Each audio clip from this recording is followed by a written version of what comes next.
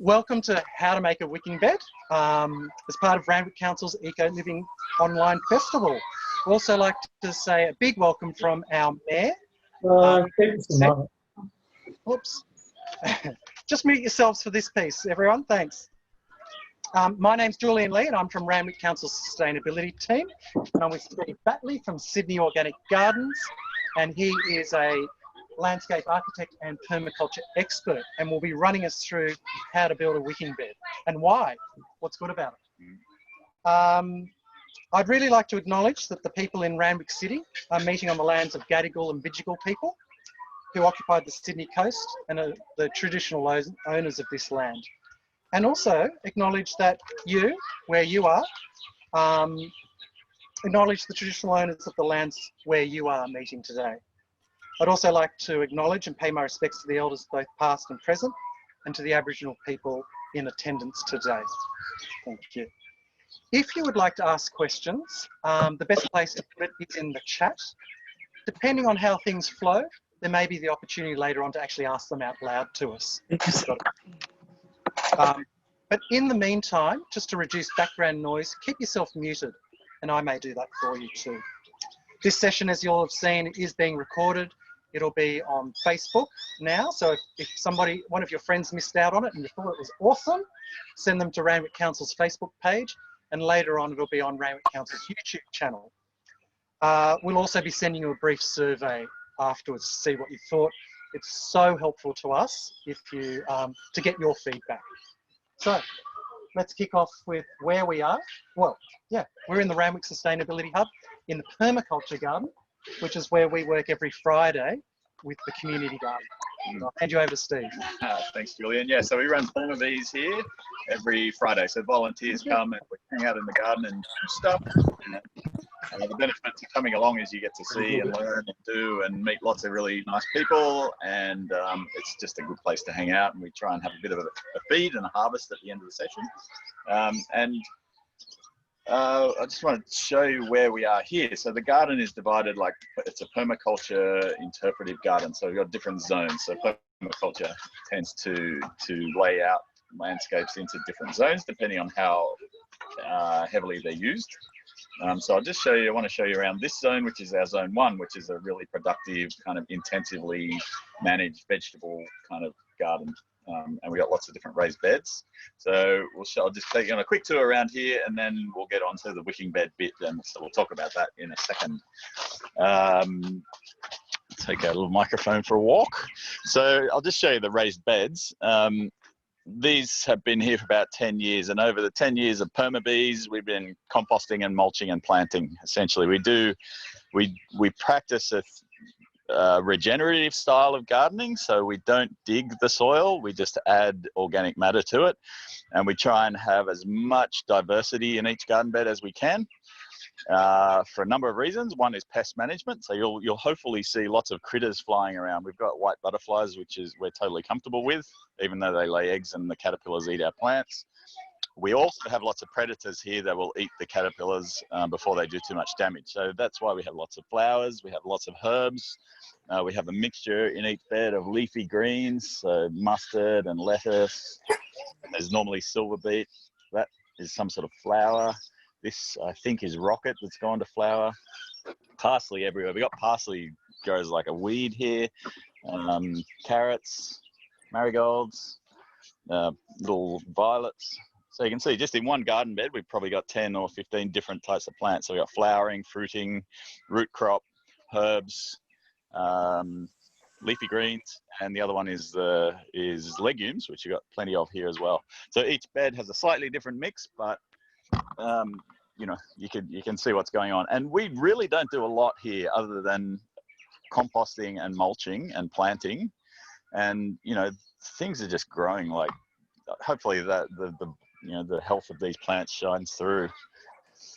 We do have a watering system. So we haven't really turned it on for the last 6 months because it's been winter and we've had some rain, which has been really nice. But when we get the really hot summers and the drought, it's nice to have. Oops, sorry. It's nice to have that backup as a watering system. But we're also going to trial a wicking bed, which will help with watering even more. So we'll show you that. So that's that bed. We've got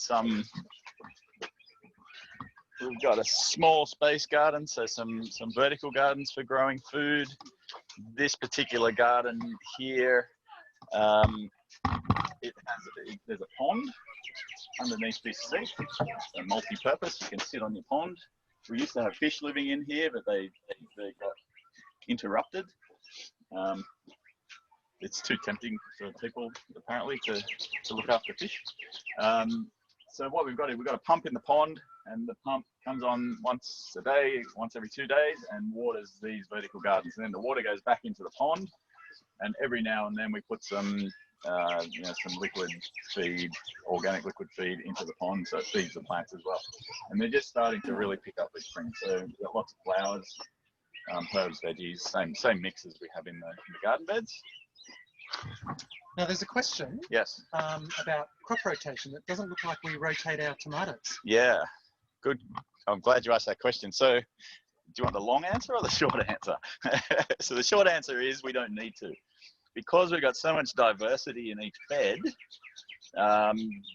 so crop rotation is where you need to move things around the garden. So if we had this bed full of tomatoes, next season we need to move them because the diseases and pests will build up in the soil, and the tomatoes will deplete the nutrients that they need to grow. So then you need to move them or replace them or something. But because we have such diversity, we don't have the problem of pests building up in the soil. We don't have the problem of diseases building up, and we don't have the problem of nutrients being taken out because each plant is doing a different thing. So our beans will be adding nutrients to the soil. I don't know. It's getting into the long answer, but that's the short answer. We design out the need for crop rotation. And I guess, if you're really interested, please join us here. Yeah. And we can go in long form in the garden here with us. Yeah. So it's a different style of gardening. It's a more ecological style. And I'm going to come back and eat this straight after. That's an asparagus. So that's gone in about an hour. Julie and I will share it, I'm sure. Yeah, so more of the same. So this bed, you can see the diverse planting that we've got in each bed, and things are stacked in. They're stacked in vertically. They're kind of filling up every possible niche, every possible bit of space here, and they're still growing really well. Like, look at this lettuce. You wouldn't think that would grow being swamped by a parsley and a violets and a this and a, there's a silver beet there. So you get, this is what we do. And I guess, Steve, at the end of the day, the huge advantage here is that we don't use any fertilizers, any poisons, anything. Nothing. Compost and mulch and worm castings. And even now, we may have at some stage added some organic, I don't know, manure or something like that, but we just don't. We don't need. I can't remember us putting any. No, so it was years ago. Yeah. So the thing to really note there is that not only there's just about zero inputs other than packs and compost, is that in terms of disease, pest, we don't do any of that. No. And the plants are looking unbelievably healthy. Yeah. It's just a different way of gardening. It's replicating a natural ecosystem. I think that's what permaculture is all about. It's replicating diversity. It's there's a lot of evidence coming out now, this field of regenerative agriculture, which is all about building the soil. So all of these different diverse plants, they're actually, through the process of photosynthesizing, they're actually feeding the soil. They're feeding the bacteria and the fungi mostly that live in the soil. So the plant produces sugars and they pump it into their roots, and that feeds bacteria and fungi. And the bacteria and fungi then provide food for the plants, and they help with disease management, they help with pest management, they make the plants stronger. So it's a really simple solution of just adding compost and mulch, but it's actually a very complex system going on underneath the ground, and the end result is healthy plants and really good growth and highly nutritious plants as well. So these plants are much better for you than something you might buy that isn't grown with this ecosystem kind of approach. Now, there was a question back on the vertical gardens. Yes. Because I guess, we're feeding the soil here, but the vertical gardens, there's a question about the soil being quite shallow. Yes. But I guess it's really a compromise. If you just don't have the space, then that soil depth is what you have to deal with. Yeah, yeah. I mean, just the nature of, you know, the systems that we've got up there are designed to balance the need for space, minimum space, but maximum soil. So we've got as much soil as we can. But yeah, it's a growing in pots and in containers is different to growing in, or even a garden bed on the ground. So yeah, it's but I think you can still compost and mulch even in a pot or a vertical garden. It still works. You know, bacteria and fungi may or may not know whether they're living in a pot or in the ground, so you still get those systems happening. And I think looking from here at those vertical gardens, they look pretty vibrant and healthy. As long as they're getting enough moisture, I think is the key for that. So, anyway, we probably should move on. We should. Yeah. So these beds, to answer one of the questions, all these beds in here, these raised beds, are just raised beds. So soil to pretty much the ground. To the ground, yeah. This is our first. We've had wicking beds over in a different garden. Did we talk about that? We didn't, did we? No, we haven't. Okay. Yeah. So in this garden, this is our first wicking bed conversion. Yeah, so what we wanted to do, and we'll explain what wicking beds are in a second, is do a bit of a trial in this garden. So these are not wicking beds, but we thought it would be interesting to create one wicking bed, which out of this exactly the same garden bed next to it, which is non-wicking, and just compare and see if it makes a difference. We have noticed down the back, we've got some wicking beds right over the other side of the paddock in an area that's hot and dry and windy. We've got veggies growing down there in wicking beds, and the plants are actually growing really well, like surprisingly well, even through the even over the bushfires where nobody was watering them at all, we had healthy looking plants. Yeah, so we think the wicking beds work really well, and we're going to just try it here and just compare with non, so see how it goes. So yep.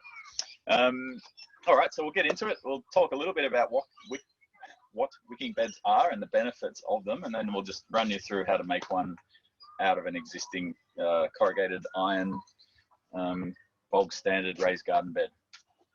So let's start with what is it? So wicking bed is essentially making a self-watering pot. So you can buy plant pots off the shelf, and they have a little section at the bottom that holds water. And some of the soil in the pot goes down into that water, and the water soaks up from the bottom. A wicking bed is just a big version of that. You can buy ready-made wicking beds off the shelf, which are raised beds with that water reservoir built into it. Easy solution. Or you can make your own. So we thought we'd make our own. I'll show you how to do that. Why would you bother? I guess there's a few main reasons. One is water efficiency. We were talking about last year in the drought. You know, we don't have endless supplies of water. We want to use water that we have really efficiently and to its maximum capacity. So wicking beds, because they store water, are really water efficient. So you might only have to water once a week compared to maybe every day. The plants actually, from what we've seen, and this will be interesting, grow better in wicking beds because they've got a constant supply of moisture deep down in the soil, and their roots will grow down to that moisture. So they'll have deeper root systems, they'll have a constant supply of moisture, so they're not as affected by the day-to-day kind of ups and downs of dry or wet. So it creates really ideal growing conditions for your plants. And as I'm talking, I'm thinking it probably creates ideal conditions as well for your soil organisms. So fungi and bacteria, worms, all the things that are going to live in your soil and do the process of making your plants healthy, they love that constant moisture as well. Not wetness, but moisture. If your soil completely dries out, a lot of those organisms will either die or just become dormant, so you don't get the benefits of them. So it's probably as much to do with soil organisms as it is with keeping your plants moist.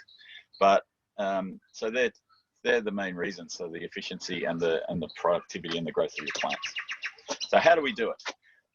Yesterday, this garden bed here looked exactly the same as those garden beds. It was full of soil, full of plants. So we spent a few hours with some of the permabees, and this is not normally what we get people to do, but digging out the soil, taking the plants out just to get it ready for today. we've dug down. So the process, you want to dig, you want to have approximately half a meter, 500 millimeters, or 450 or 500 from the base of where your wicking bed is going to start from, up to the top of your raised bed.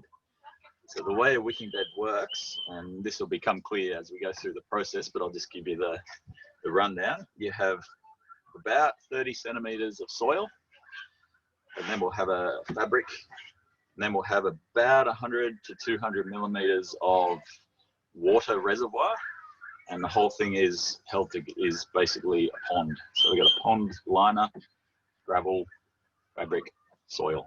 You don't want to have much more than about 300 millimeters of soil. If you have like 500, 600 millimeters of soil, and the water reservoirs down here, it's too far for the plants. The water won't kind of come up through that soil profile, so the water's too far for the plants to get. So 300 seems to be about the right mark. 30 centimeters, 300 millimeters, about there. So that's some magic numbers for you. About 500, so it's roughly 200 of water, 300 of soil, and you just build it up from the bottom.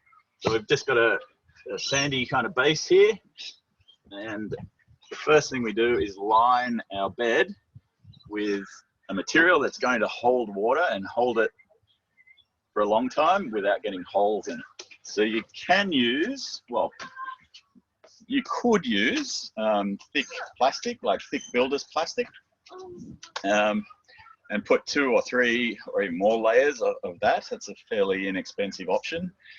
I would avoid plastic, because if you just get a tiny little hole in your wicking bed, it's no longer a wicking bed, it's just a bed. Okay, so you need to make sure whatever you use holds water. So I do recommend spending some money on getting some of this stuff.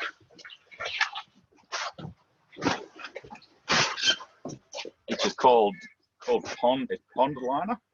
So I don't know if you can see it. It's almost maybe a millimeter thick. It's rubber. It will last about 20 years. So it's UV resistant. It's really hard. It's harder to put a hole in this stuff. So if you want your wicking bed to last 20 years, spend this is about $25 a square meter. So we're looking at maybe $50, $75, maybe depending on how big your bed is, maybe 100, 150, is it? How good's my maths? So it's an investment, but I think it's worth spending the money on the good stuff. Otherwise, you just wasted your time as soon as you get a hole. So what we do. Now, just before we continue, Steve, yes, just a couple of questions from beforehand. Yes. So we're doing this straight onto pavers, so it could just go straight onto concrete? Yeah, because a wicking bed is basically self-contained. It doesn't matter what's underneath because it's not actually connected to the ground. So they can be really, really useful if you've got a garden and you've got big trees, like gum trees or any trees. It's really hard to grow veggies in that context. So because the roots of the trees just will come straight up through the bottom of your bed and just take all the nutrients out, so your veggies don't compete. So this is a good way. You're actually separating. It's like a pot. It's like a big pot. So you're separating it from the ground. So it doesn't matter what's underneath. And then there's another question. So, the question is, how thick is this sort of sand, this base layer? Could be 10. It's the ground. So it's only there actually to raise it so that you've got a 500 mil from top to bottom. That's right. So it's as thick as that needs to be. Yeah. So good question. But the important bit is this: how deep that is. Underneath that, it doesn't really matter. And do we need to add worms afterwards?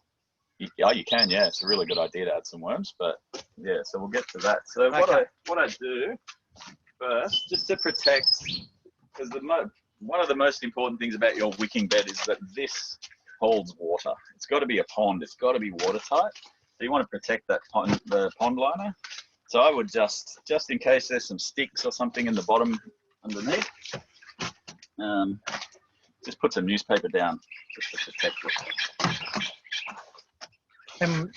So this is protecting from the outside. From underneath. On the inside, will the plants go through the pond liner? No. It's not your veggies. They're not strong enough? No. And they probably won't go down that far. Most of your veggie roots are relatively, you know, they wouldn't, I'd be surprised if they go much deeper than 300 mil or 30 centimeters. So we're just protecting our pond liner here with the newspaper. It doesn't matter how thick it is. Oh, actually, the thicker the better. Make it nice and thick. And what about really vigorous roots from the outside? Will they come in from the outside and puncture through? No. No, I don't think so. They wouldn't be able to sense the water. No, they wouldn't. I think roots, if there was a hole, I think they would, because it's just a solid thing, there's no opportunity for the roots to get through. There's no initial entry point. Yeah. And they wouldn't be heading towards it because there wouldn't be water. Yeah, there's nothing there that they know about, unless there's some sort of... Okay, so that's that. That's just purely to protect the bottom of the pond liner. There's going to be a fair bit of weight on it. You don't accidentally want to have a stick coming through.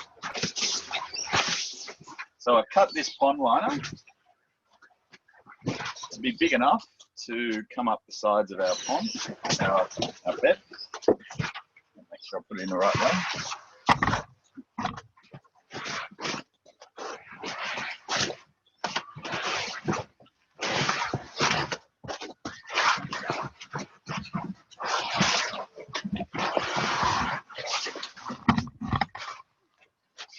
I don't know if you've seen, so this pipe here is part of our irrigation system. So there's all these beds are irrigated off a main line, and then we've got a riser coming up from the bottom and then drippers going around.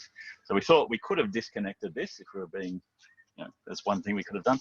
We thought we'd leave it there. So we've got the option to turn it on so that it refills the aquifer if we want to. The aquifer being the reservoir. The reservoir. The container of water underneath. So this is, in a way, creating, you know, like a self-watering pot, isn't it? It's essentially, that's all it is. It's a big self-watering pot.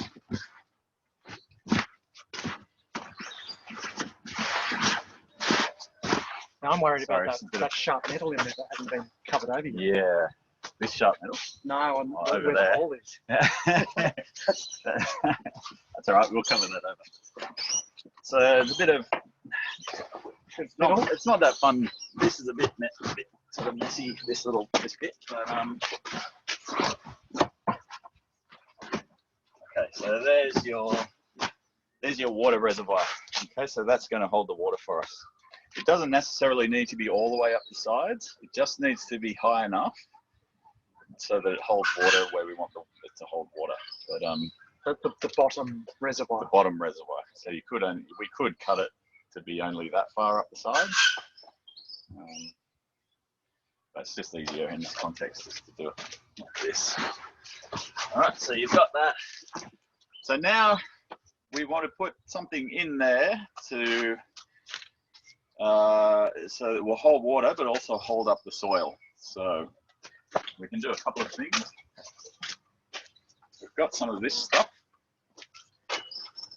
which is known as ag pipe, and it's drainage pipe. So it's perforated.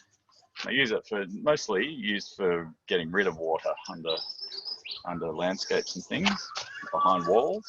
In this case, we're using it to hold water. So we're going to put this on the bottom of our reservoir. And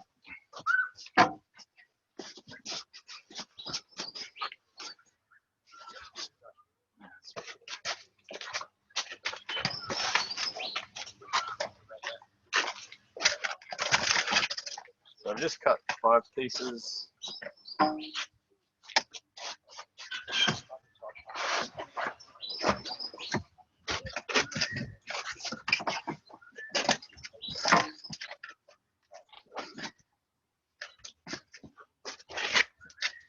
Much easier if these were straight, but it comes in a big coil.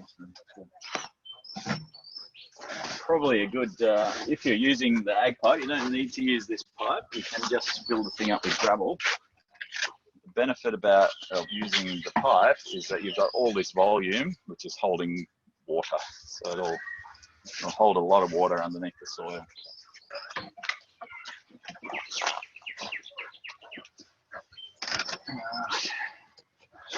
And you just got to wrestle with it for a little while to get it to sit flat.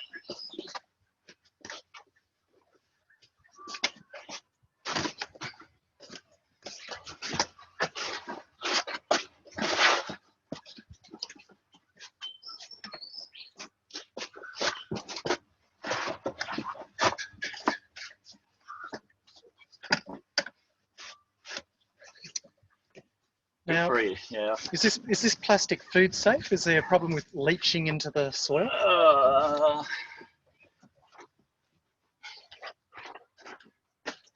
Shorter. Not that I know of. Don't feel 100% qualified to answer that question, but I don't think. Yeah, I don't know. I'd be interested if anyone did know, if anyone's got that information. I'm pretty sure the pond liner is food safe. So it's a good point. So maybe if you felt, sorry, I'm trying to get secateurs out of my pocket, they're stuck. If you felt strongly about it, it'd be awesome to hear back if you were able to find out. If you did feel strongly about it, maybe don't use the ag pipe, don't use this stuff. You could just use gravel. I'm pretty sure that would be safe. Yeah, so tyres aren't safe, somebody's saying, but no, this is not the same material. No, this is I'm sorry.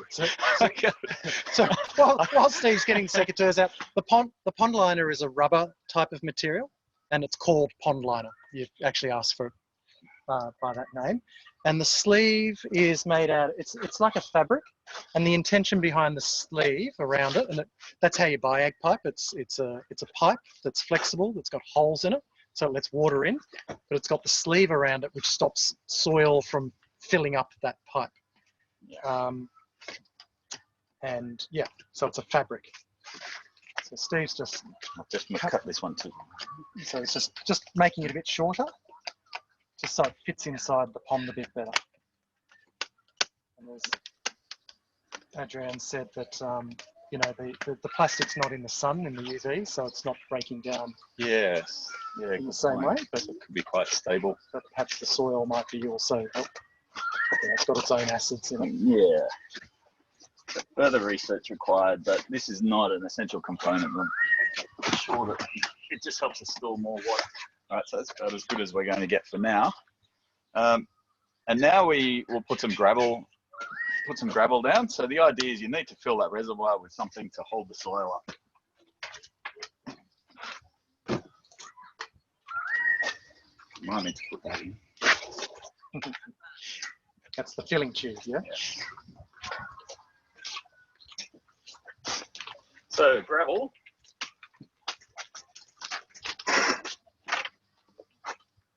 I've found some crushed sandstone that we'll be using.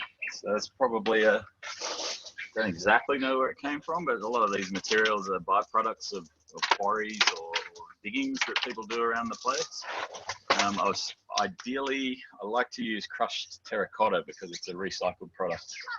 But no one's got any at the moment. We need another hailstorm to come across to get some of that. But it's yeah. So whatever you use, whatever gravel or material you use in your water reservoir, just be careful not to use anything that will change the pH of the water. I used once like a crushed brick, and it had a lot of cement and concrete in it.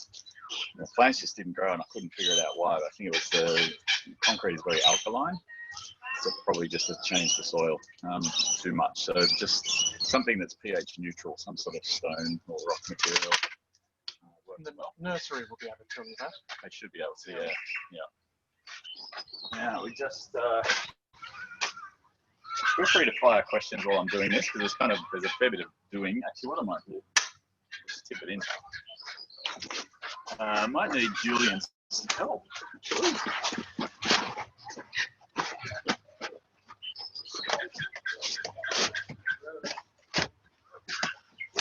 Yeah, so what size pebbles? The pebbles about 20 mil? Yeah, about 20. Yeah, 10 to 20. Okay, so you want this So, board? yeah. You're holding it down. I'll hold it down. And we're okay with the chopping board? Yeah, let's do that. It's all right if you do it there. It's okay? Yeah.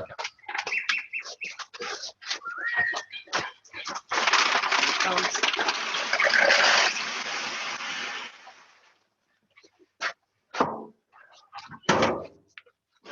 So now we don't have to hold down that part.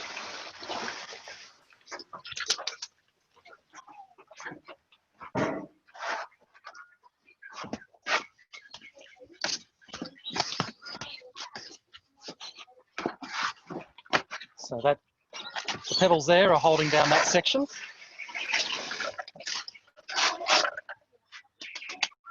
Let's get the other barrel full.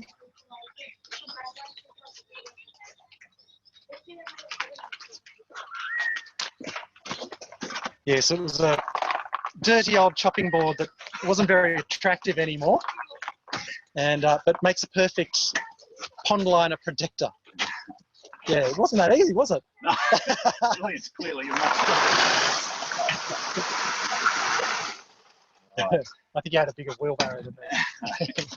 So Yep. that's about 100 litres of gravel, but I don't know if we'll need it all. We'll just have to do some adjusting. Okay, so we'll leave that there for now. Too much in. So the other, so we might as well start. So now we've got. And does it matter if, you know, I'm seeing here that this end's a bit up. Doesn't matter Doesn't too matter? much if it's a little bit wonky because we're going to make it a bit wonky anyway. Okay. Is that hose too noisy?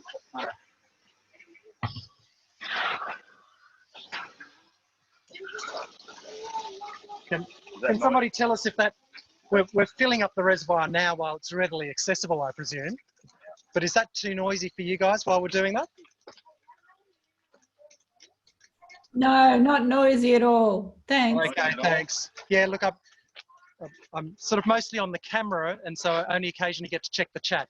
So thanks for yelling out. So I just wanted to, this is probably the most important part of your wicking bed building process. So you'll notice we've got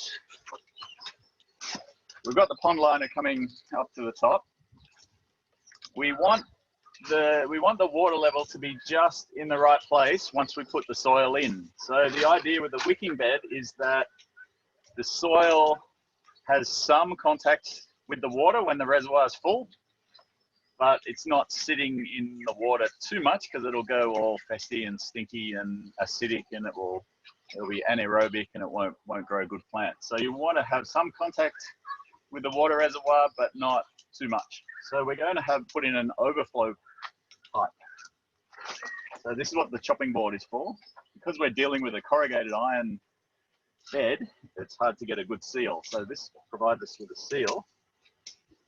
So earlier on, I drilled a hole in the side of the bed, and this is where the outlet, this is where the water is going to fill up to, and then the water will flow out of the pond. So one way is to use one of these guys, which is a water change outlet.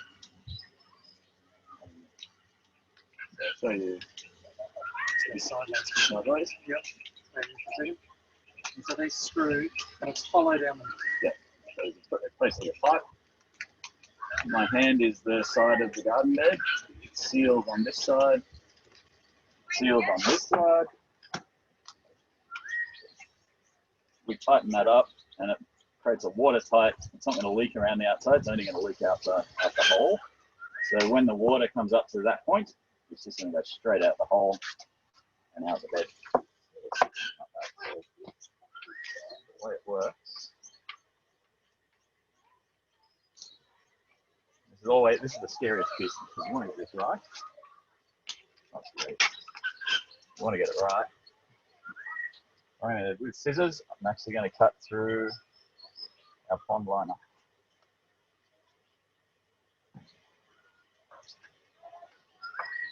Try and cut through our pond liner. You know?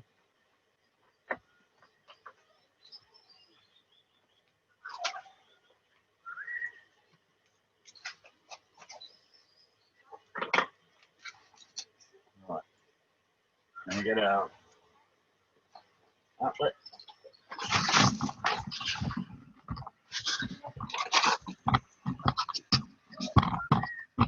Hopefully.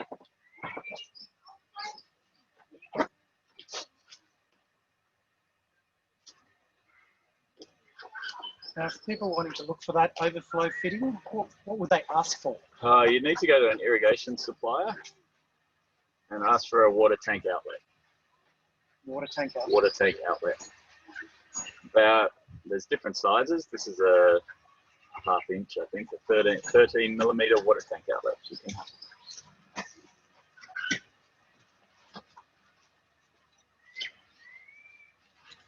So I think this through. It's not going to work. I put the chopping board on the wrong side. Yeah. So the chopping board is to protect the chopping board, because we're working with corrugated iron, to get the seal, we need it to be flat. So we need this washer to be sitting on a flat surface. So, but we need it to be sitting against the pond liner.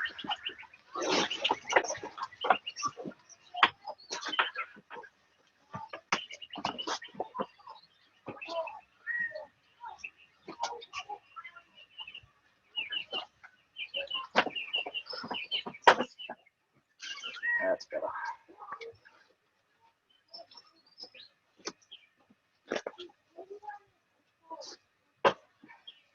So the reason why it got changed around is because we need the pond liner to be sitting against something flat, not being pushed up against the corrugated iron, which is wobbly because it won't seal, and also because the metal can be sharp and can cut the pond liner. They put a thread on these things that's about 50 turns. Okay. Now another way to do it, this is the most precise way to do it, and it's a way to control where the water goes out, and you know that the water is coming out, and it's a good way to tell when you're filling it up.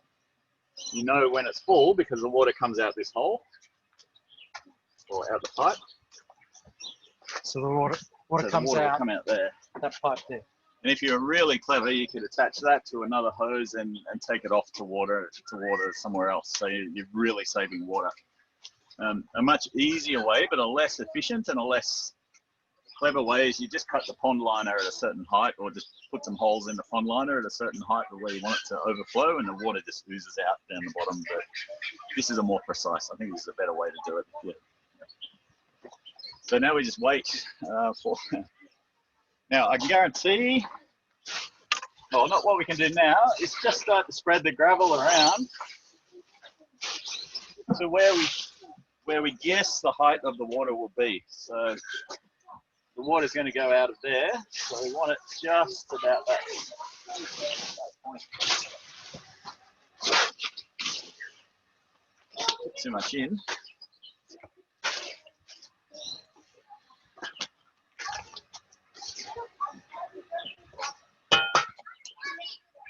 So we'll definitely be answering the question about how you fill this up after the soil's on top. Yes. In a moment. That was the bit where I've got to remind Steve to put the pipe in. Yeah. Actually, we should do that now. That's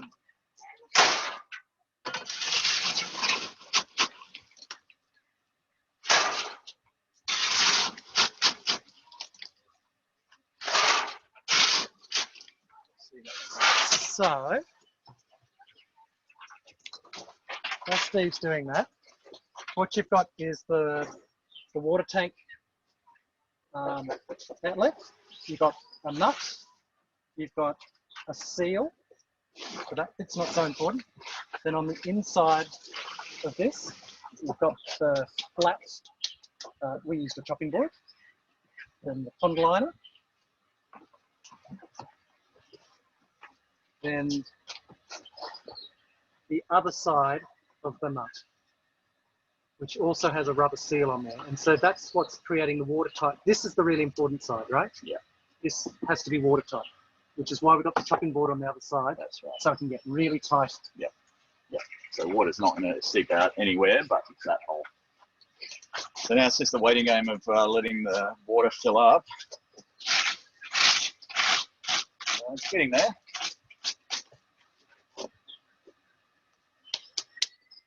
It'd be interesting actually as part of, even though it's kind of, clock watching and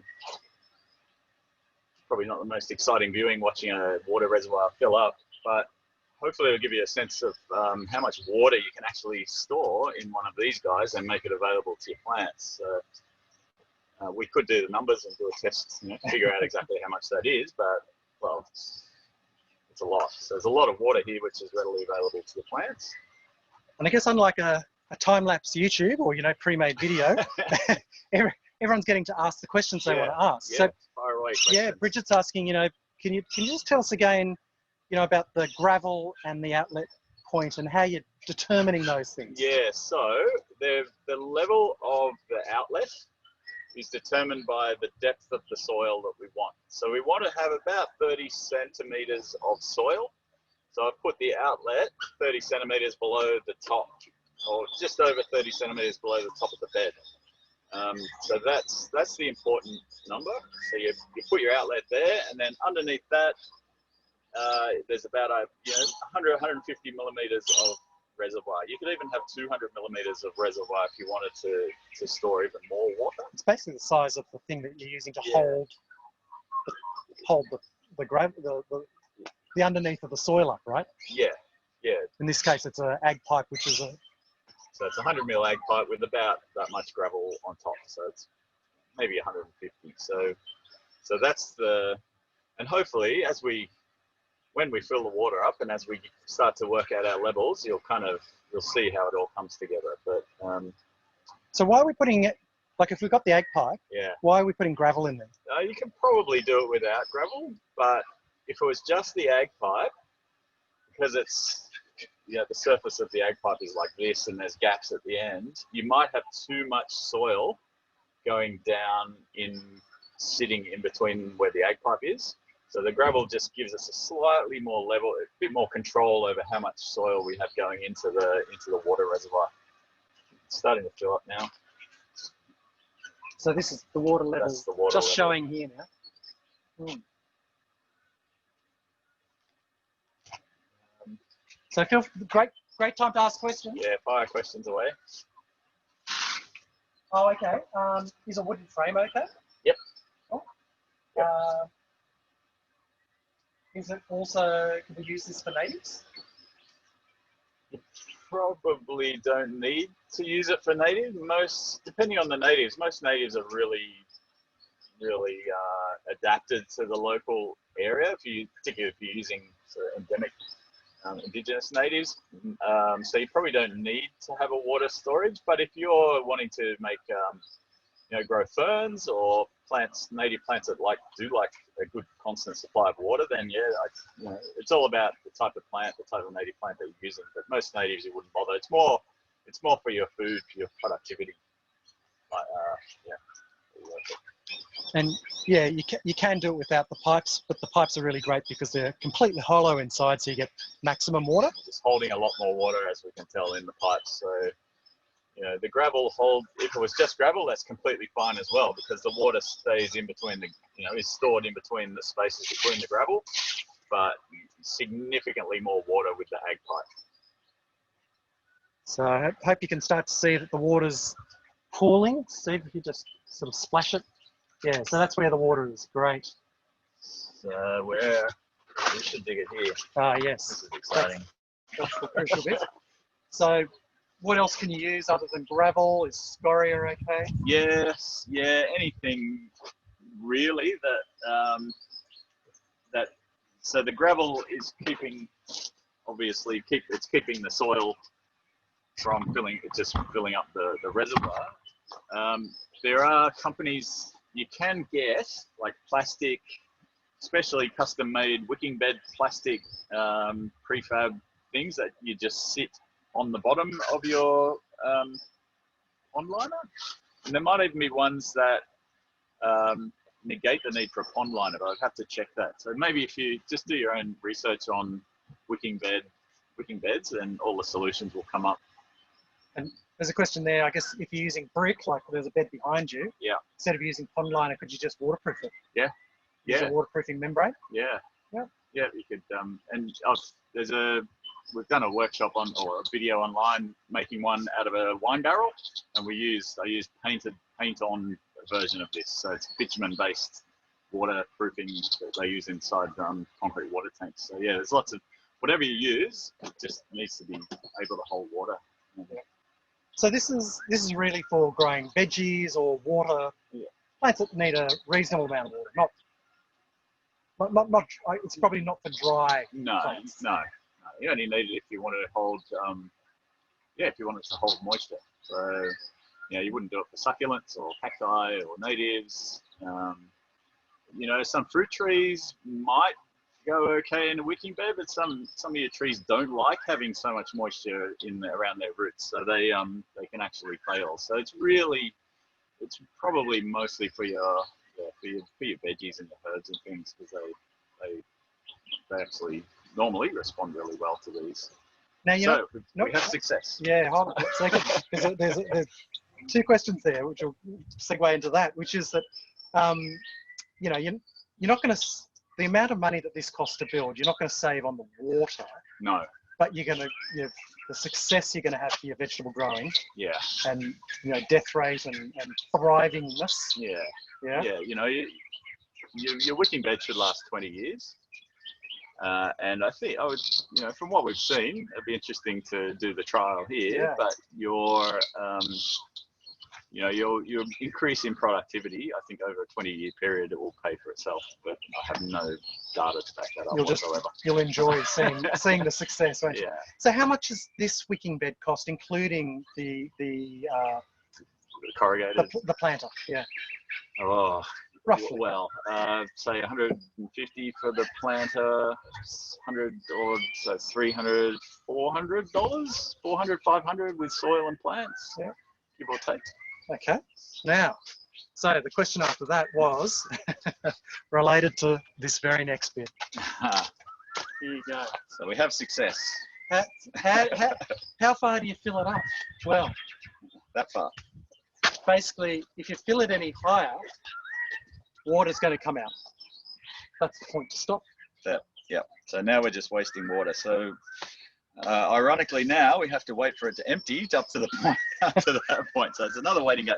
But what you can see inside is now that we've got the water in and the water level will establish itself pretty quickly, we can see how much more or less gravel to put into our system. So one way to do it is you can just have it as a totally smooth surface and have water just sitting over the top of the gravel.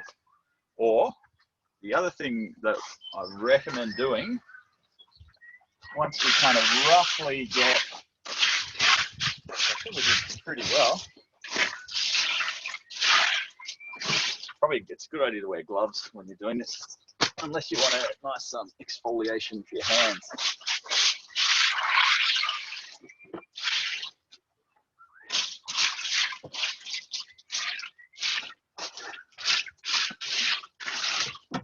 So you can see now that we've spread the gravel out, we've still got water coming out, so you just got to wait for that.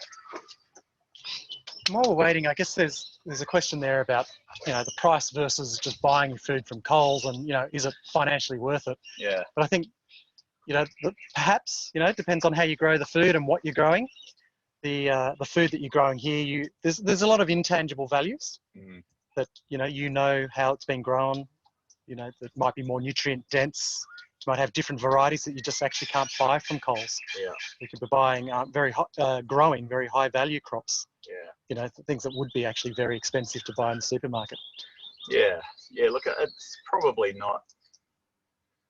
Yeah. I mean, it's such an individual thing, isn't it? Do you want to spend the money or not? I guess this is one way to do it. The other way, and there's probably hundreds of ways to make a wicking bed, but essentially the concept is you you've got the water underneath and it's soaking up from the bottom. We built them out of things called IBC containers, international bulk Intermediate bulk containers, which you can source cheaply, if not free, and they're like a meter by a meter by a meter plastic food grade, so they're safe plastic container that they use to transport liquids around the world in, and they've got a wire cage around the outside. You cut them in half, and you've got two 500 mil deep, 1 meter by 1 meter, ready to go water holding bases for your wicking bed, and you can do that for zero. Okay, so this is one option, and we're using this method because we've got already the existing garden. So, but you can do it for free with the IBC containers. Line them on the outside with beautiful recycled fence palings that you can also get for free. So you can do this for nothing as well. Yeah, all it costs is the soil and the mulch and the plants. So there's lots of options. Yeah, look, this might be for some people. There might be other options for other people. Hopefully this gives you the idea, and we can convince you that it's worth the effort, whatever system you use, to get really good plant growth and save water. So I think we're just about right in terms of the level of our water. I think it'll go down a little bit more, but you can see, I think we kind of nailed it with our gravel. So we're about right. Okay, so you can imagine when we fill that with soil, some of the water is in contact with that gravel when it's full. Some of the soil. Sorry? Some of the soil's in contact. Oh, sorry, what did I say? I think yeah, whatever, yes. Some of the soil is in contact with the water when the reservoir's full. The trouble is, when the reservoir is not completely full, you don't necessarily have the soil in contact with the water. So what we can do is dig down in a couple of spots.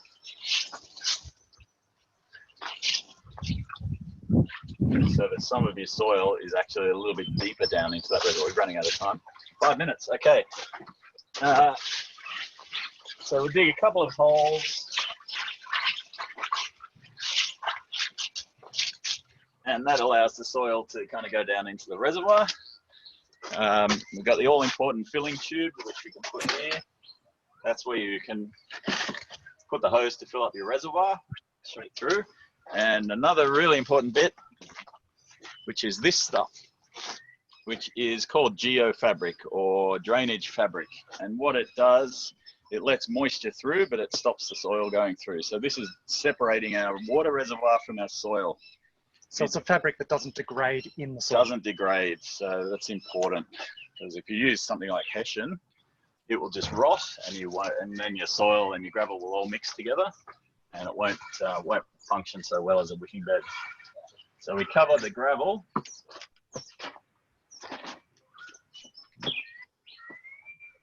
with our fabric. There's that.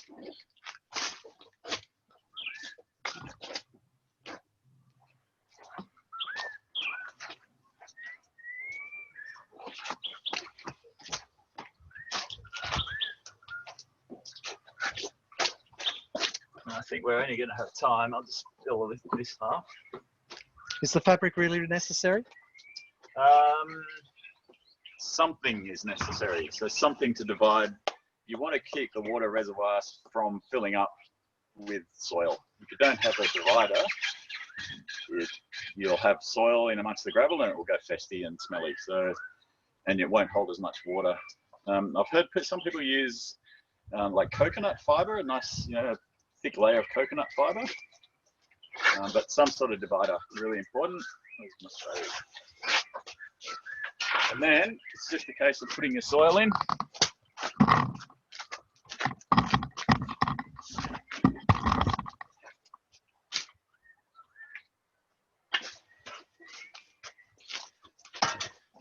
So you can see some of the water will go down into that water.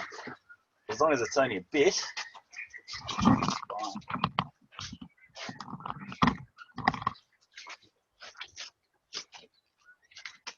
So just while Steve's filling up, and because it is getting close to the end, this is part of a series of gardening workshops. So we'd love your feedback on this one. And if you haven't already, join us for some of the others. We've got Costa's coming to do hot composting as opposed to cold composting tomorrow.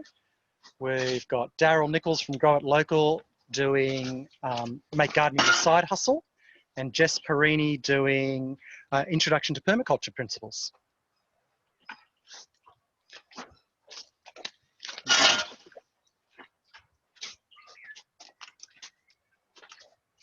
All right, so there's your. So that's basically what it will look like. Maybe a little bit more, but so it'll be filled all the way to the end. Almost to the top. Yeah. Then and all to the other side. This is, yeah, this is just demonstration. Take the weeds out. We fill it up. Compost, mulch, plant. There's two ways you can fill up the water reservoir. You can just water as per usual and let the water soak down. And when it starts coming out the hole, it's full. Or you can put the hose in there, fill up the reservoir from the bottom. And that's the most efficient way. So. And have you specific? No, you coughed. Have you deliberately put the filling hole on the other end to the drainage hole? Yes. That was genius, Steve. Yes, I did. No, yeah. I didn't. But yeah, that's a really good idea, because otherwise it'll just shortcuts straight. Yeah. Yep. So, and I'd recommend getting a little cap to sit over that, because that will get full of snails and critters that you may not want living here. So yeah. So that's wicking bed. Yeah.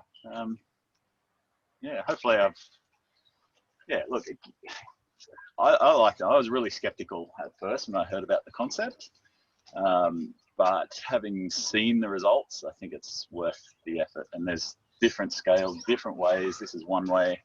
There's cheap, there's expensive, there's off the shelf, there's do it yourself.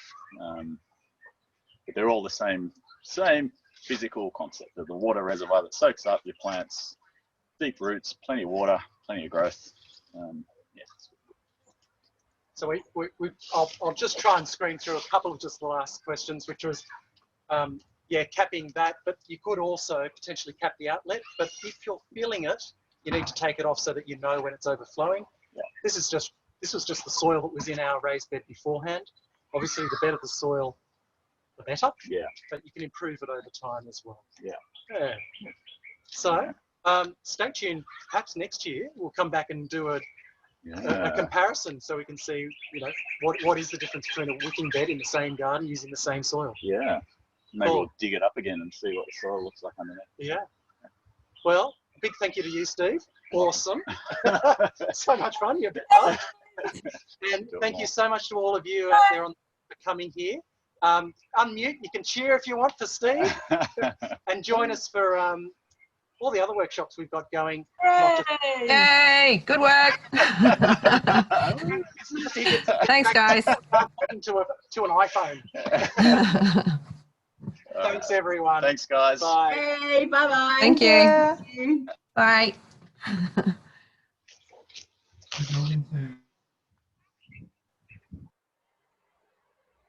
That was fun, wasn't it? It was indeed.